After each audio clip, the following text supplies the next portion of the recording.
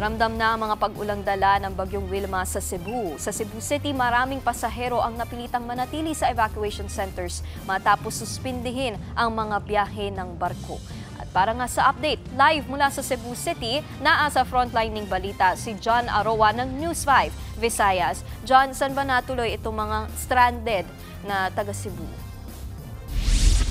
Nikki, dito sa covered court ng Barangay Tinagot, Cebu City, pansamantalang nananatili ang daan-daang pasaherong stranded mula pa kahapon. Yan ay matapos kansilahin nga ang mga biyahe ng barko sa buong probinsya ng Cebu dahil sa bagyong Wilma. Mangyak-ngyak ang pasaherong si Jocelyn Vivas na galing pang Bataan at pawisan ng Leyte para alagaan ang tiyahin na matanda. Isa lang siya sa daan-daang inabutan ng suspensyon ng mga biyahe ng barko. Problema tuloy ng ilang mga pasahero ang pagkukunan ng pera makabalik sa mga pinanggagalingang bayan o kaya naman ay mag-book ng matutuluyan. Kaya mabuti na lang daw at pansamantala silang pinapunta rito sa covered court at binigyan ng makakain. Sa ngayon nakapreposisyon na Nikki ang mga heavy equipment ng disaster team ng Cebu sa mga bundok. Naka-activate na rin ang mga emergency operations center. Suspended ang lahat ng face-to-face classes sa buong Cebu ngayong araw.